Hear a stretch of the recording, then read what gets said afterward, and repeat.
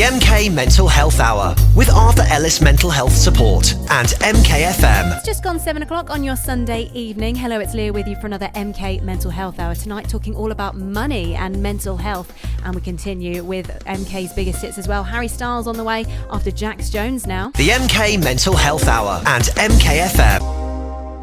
Jax Jones, Ella Henderson, this is Real on MKFM. And tonight we are going to be talking all about money and mental health. We're joined in the studio by Ben, who is the director of Citizens Advice MK, and we'll chat to Ben very shortly. But as always, we're joined in the studio by John from Arthur Ellis Mental Health Support. Hello, John. Hello, good evening, Leah. Good evening. How you doing? Lovely to see you. Very well, thank you. So what's been going on at Arthur Ellis? So people haven't heard about the work that you do. Give us a bit of an insight. Yeah, loads. So the last week there's been a recent report that's come out by the council. So Arthur Ellis is all about supporting children locally. So we're setting up a service for children to receive one-to-one support, and the council recently put out that there's around 4,000 kids who are in need of mental health support and not accessing it. And the children that do receive support, it takes an average of 10 years. Wow. So that's recently come out last week. So it's really good for us, because obviously we're now here, we can help these children, but we need people's help to do that, and organisations. So companies and individuals need to get in touch with us so that we can tackle this issue head on. Absolutely. Now we're going to be talking this evening about money and mental health, and in the studio, as I mentioned, is Ben Thomas, who is the director of Citizens Advice MK. Hello, Ben. Hello, thanks for having me. No, it's an absolute pleasure. This is a very, very busy time of year for you at Citizens Advice, all to do with money and the fact that credit card bills are kind of coming through after Christmas and things like that. Citizens Advice do some fantastic things in dealing with kind of money and mental health and these kind of things. But what other services do you provide at Citizens Advice? Well, in Milton Keynes, we see about 8,000 people every year. Last year, I think we saw, around that number. And I think we helped solve about 17,000 separate problems.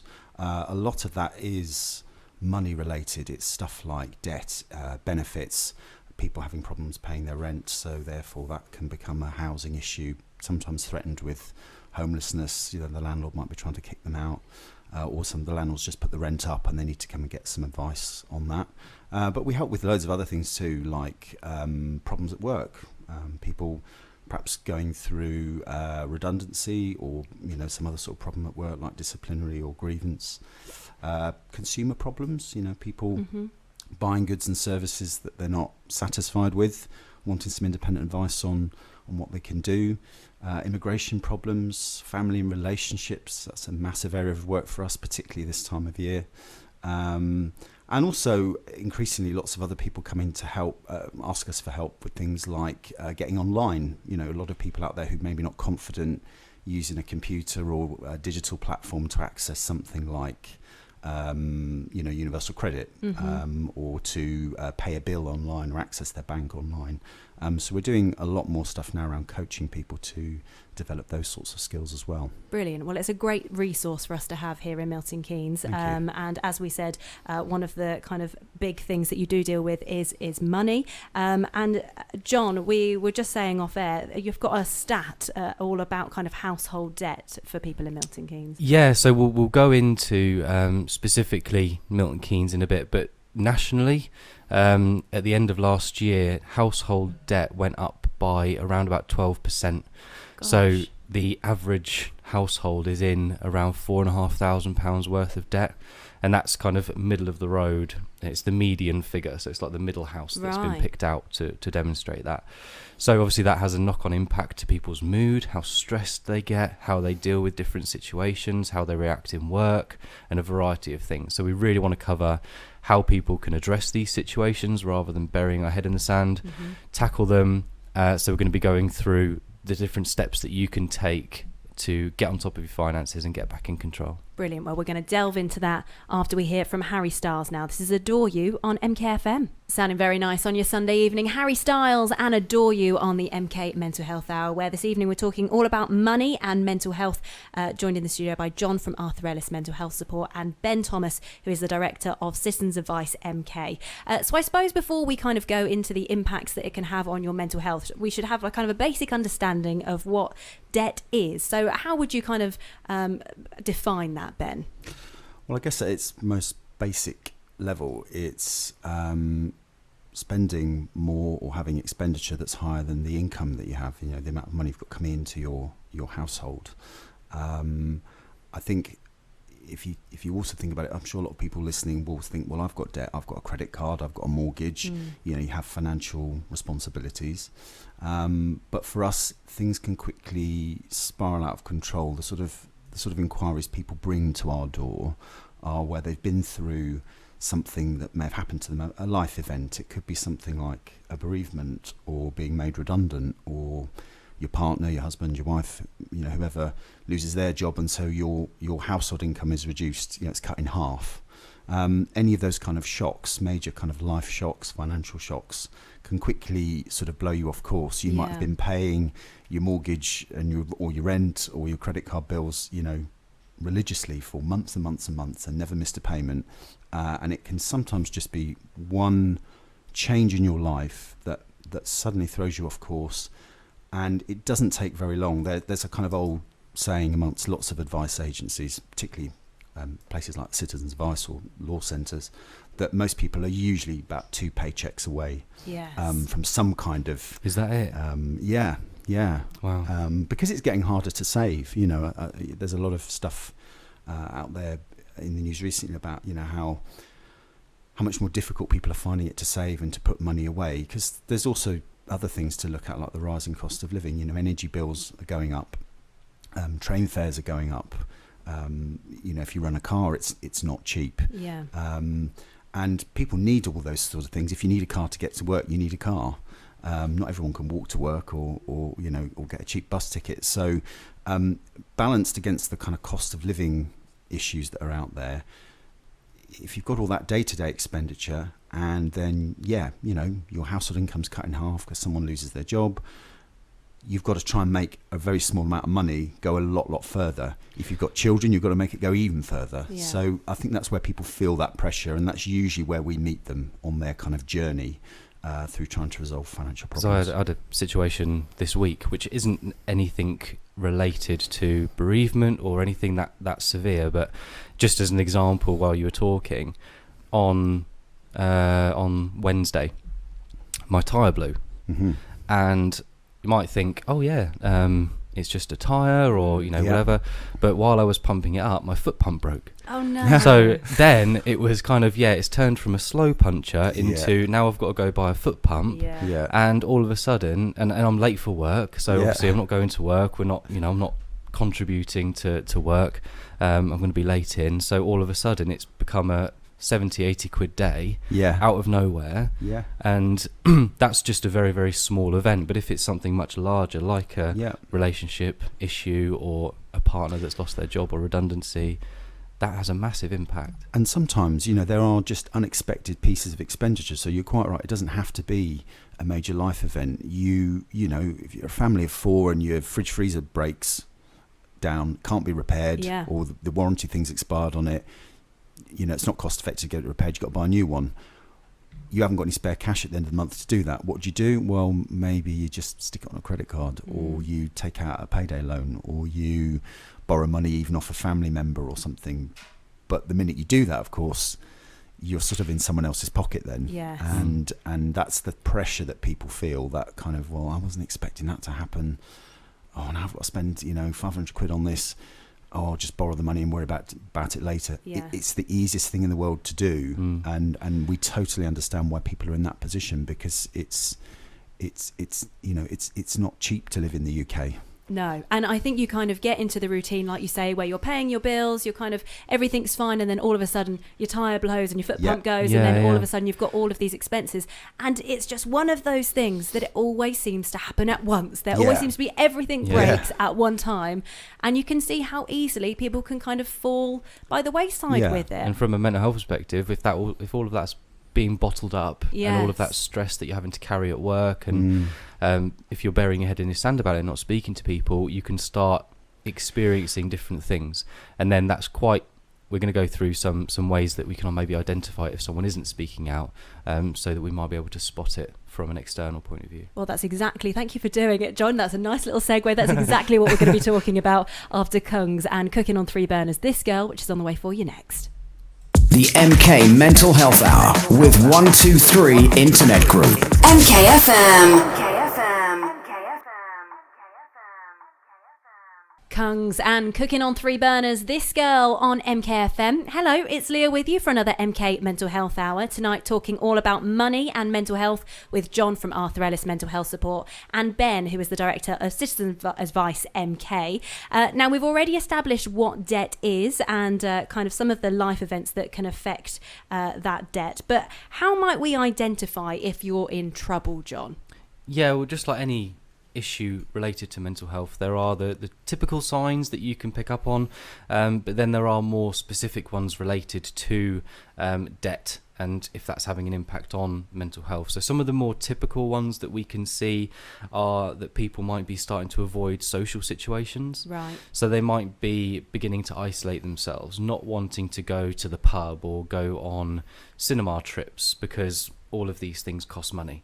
So if there are things that you're doing that is beginning to isolate yourself, that might be a sign for yourself, but also if you have friends that might be avoiding these situations because of money, or they can't afford to come, then that might be a sign for people. People might also begin to be quite indecisive, a little bit apathetic, not really being motivated to do an awful lot, so that could be picked up on at work. So if these things go hand in hand, then it could start being a little bit of an identifying sign that someone is experiencing some issues with debt.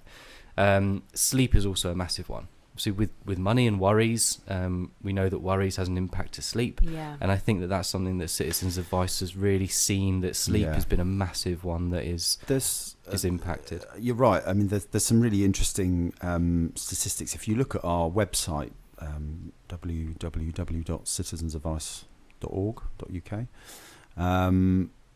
I mean, it's a public access website. People look at it all times of the day, but the most commonly viewed pages and articles on that website are at 2 in the morning, 2 a.m. are about debt or relationship breakdown. So it's playing on your mind. You're awake. Yeah. It's you're churning this stuff over and over and over. It's like the washing machine kind of going around in your head, and people are clicking on this information. They're reading it, in the small hours of the morning, looking for some sort of indication about how they can take this forward and try and solve the problem.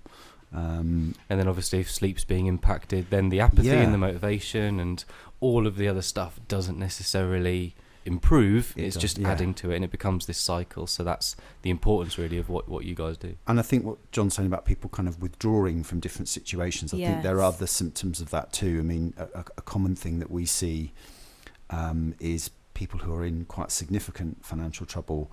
They'll come to our walk-in centre in central MK or to one of our 12 outreaches across the city, sometimes with a carrier bag full of unopened letters from their bank, their building society, their credit card company. And, sometimes the bigger the organisation, a mortgage lender, a bank or whatever, that organisation has got millions of pounds, it's got lots of resources, it's continuously churning out letters to its customers, reminders, red letters, and those things stack up, and people just sometimes get to the point where they just can't open them anymore because it's soul destroying. It's a terrible situation to have those reminders on your doormat every day of how your situation is and how it's getting worse. So that's very difficult for people. Not opening letters is a way of sort of putting your head in the sand around it. Yeah, it is. Yeah, absolutely. So if someone has got a friend or a family member, you go around their house and you can see just stacks of letters up, then that might be a sign. Might be an indicator, yeah. So there are also some other stuff that we talked about before the show, was also around putting off calling these companies. Yeah. So sort of I'll do it tomorrow, or I'll do it when I get around to it kind of view on things. I think people are nervous. I mean, a lot of people that we see who have a debt problem just coming to see us for help. I mean, we're a charity. Most of the people that come through our doors don't always recognise that. They think we're a government service. We're not. We're a charity, just like Will and Hospice or Domestic Violence Service or Mind or any of the other great charities that are out there. And so they'll talk to a volunteer, someone who's not going to sit and judge them. But still, for most people, plucking up the courage to come in and talk to someone that they don't know and say, look, I've not made the greatest decisions when it comes to money, is a big deal. So often we can call people's creditors, the people they owe money to, on their behalf. If they're really nervous or afraid of doing that themselves, we can try and give them a helping hand to start that process of communication. Well, that is the really important part about tonight's show, is that there is support out there, and you don't need to have that kind of nervous, fearful feeling. Right. There is some great kind of advice that we will delve into after Steph London now in French Montana. It's Hurting Me on MKFM. Steph London, French Montana, Hurting Me on MKFM. This mental health hour talking all about money and mental health. Now, we are here to provide some advice if you've kind of identified that you might be in a bit of trouble with debts, or you can recognise that in somebody else.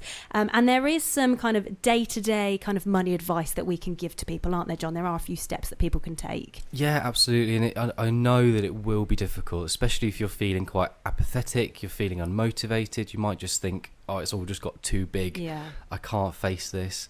But the very first thing really for people to do is to speak to someone about it, to say that you're in a bit of a situation. You might not even know what the situation is. You might not know what your finances are like. You just know that they aren't good. But just to speak to somebody about it. Could be anybody. It could be anybody. It could be a friend, family member who might be able to sit down and begin to help you get an understanding of what's going on.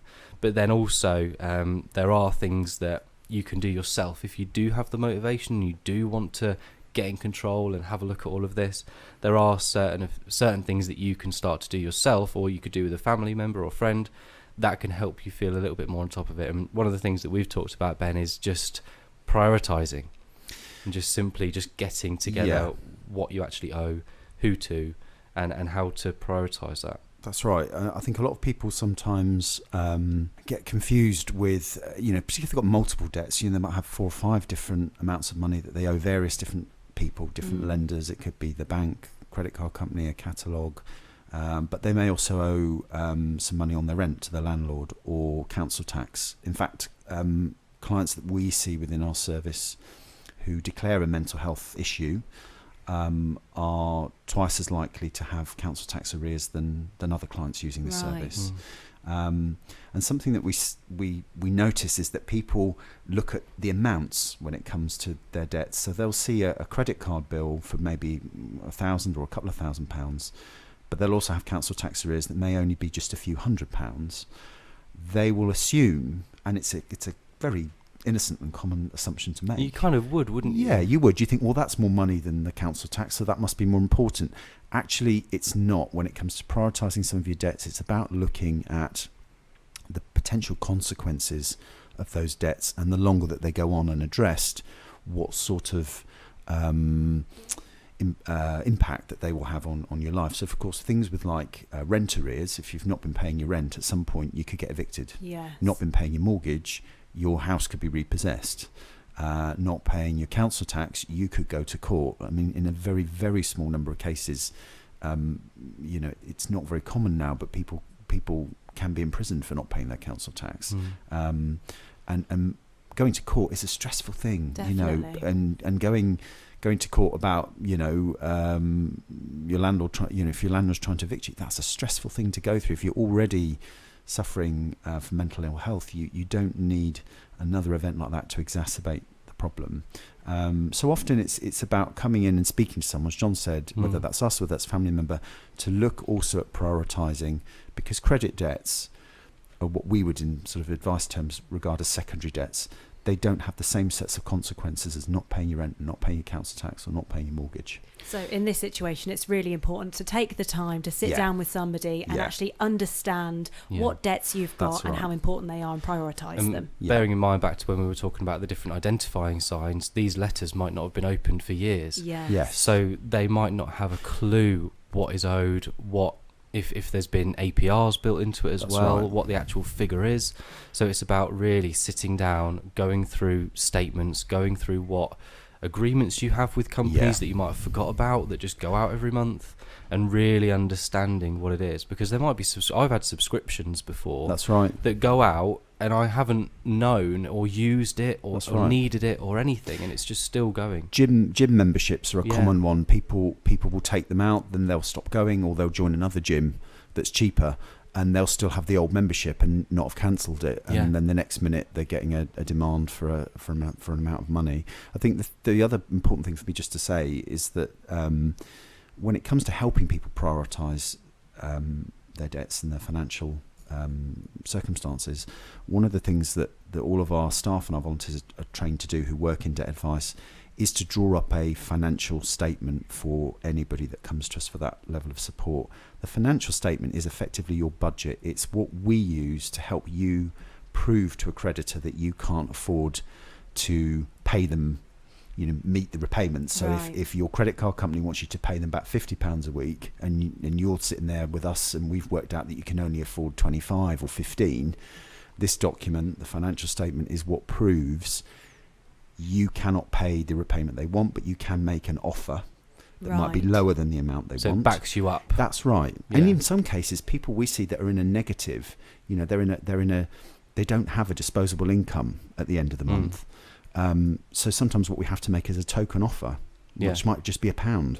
Yeah. But that's better than doing something. It's saying, I acknowledge I have this financial obligation, but I'm not currently in a position to pay you the amount you want me to. Willingness to do something about it. Yes, exactly. And as much as it could be a very daunting task to even open up all those letters and to kind of understand what you owe and to prioritise it, you have to kind of start somewhere, and that kind of financial statement that Citizens Advice can provide is really, really helpful. And there are some other things that you can do to get help before a crisis, and we're going to go into those after Ed Sheeran, Galway Girl, which plays next. The MK Mental Health Hour with 123 Internet Group. MKFM. Oh, we're all loving that in the studio, doing a bit of a jig. Ed Sheeran and Galway Girl on MKFM. This is the MK Mental Health Hour for your Sunday evening. Tonight we're talking all about money and mental health. We've kind of identified what debt is and how it might kind of affect you as a person. We've had some kind of day-to-day money advice. And one of the things that we've said is definitely to speak to somebody about it and get some help, whether that's going to see Citizens Advice in Milton Keynes, or whether just to speak to somebody, a colleague, a friend, whoever it is that you feel that you can reach out to. And one of the main things that was said is to prioritise your debt. So once you've prioritised it, John, where do you go from there? What do you do next? Yeah, so really prioritising by having a look at what's going to have the most impact. So are you potentially going to lose your house if you do not, or lose where you live, if you do not pay this bill? Could you potentially go to court, or even worse? And once you've got that priority list of different things and the organisations that are responsible for those, so it could be a TV provider, a TV service. I don't know how to say it without mentioning any specifics, but TV service. Yeah, we know what you mean. It could be different subscriptions that you might have completely forgotten about. So there are a variety of things that you can do as a result of that. If they're not priority, Ben, what would you say if they aren't priority, without being too brutal? Yeah, I think even people that don't have really serious financial problems that come to see us sometimes may just want some help with budgeting.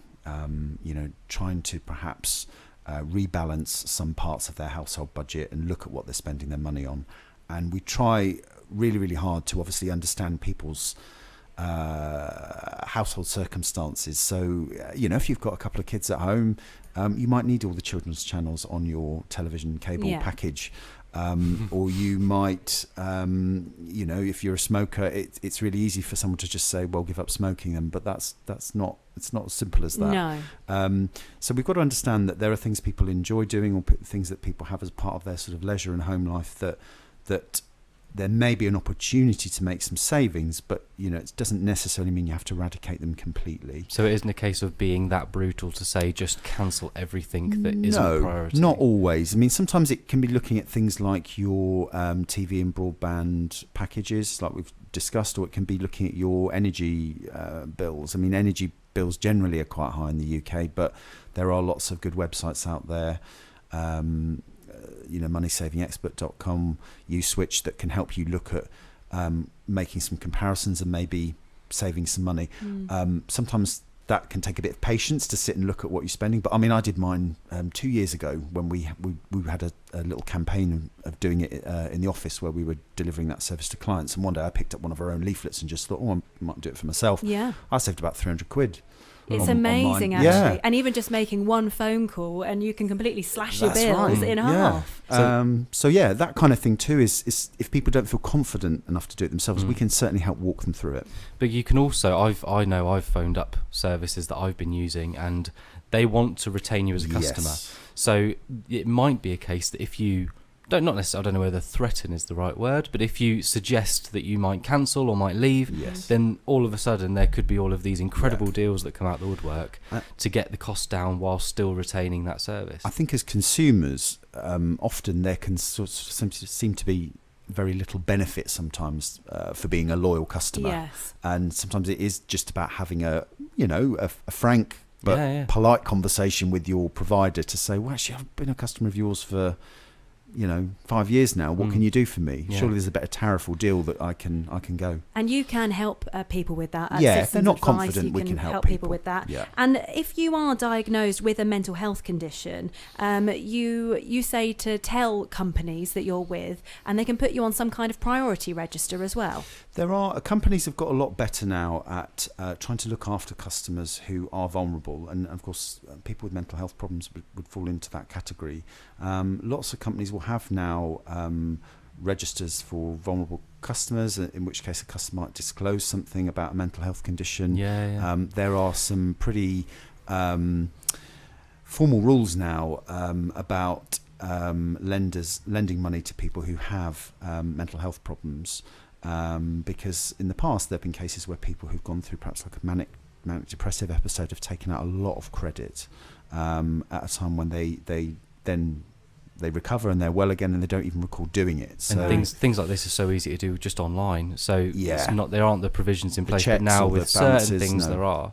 And as well, from being put on a priority list, if you know that something's going to be having an impact on you, so the things that unexpected things that we mentioned at the beginning of the show, like a bereavement or like a redundancy that you know is going to have a knock-on effect to your mental health or a knock-on effect to your finances, you can phone, be frank about the situation and see if they might have a situation where they can put in payment holidays. Okay. So you can have a few months break. And I know that some banks have now actually formalised this in an agreement.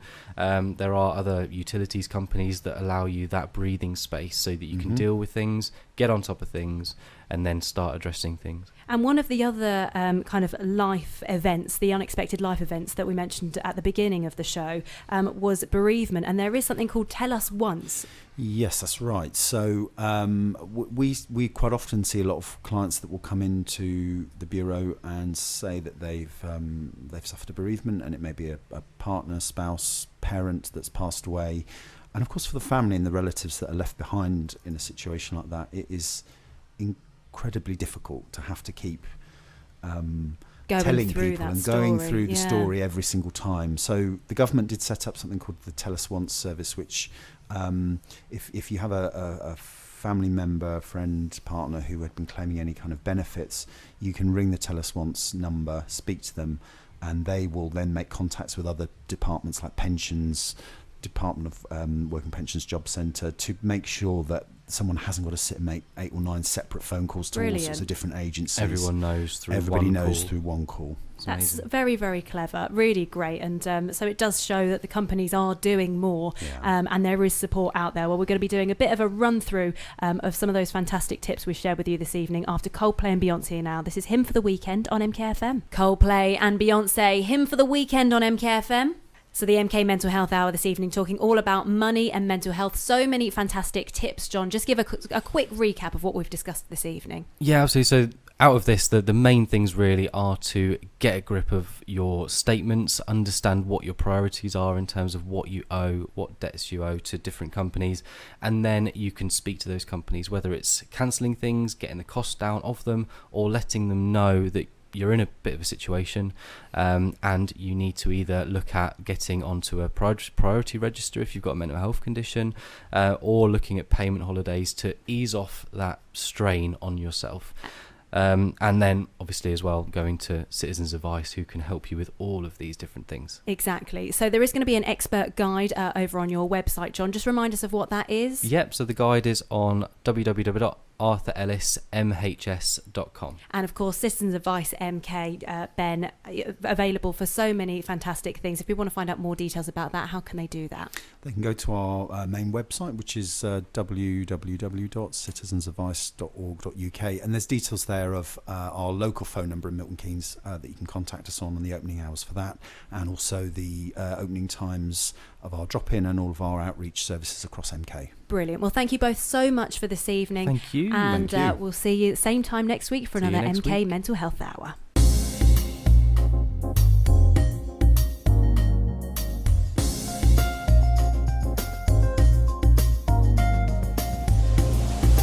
The MK Mental Health Hour and MKFM.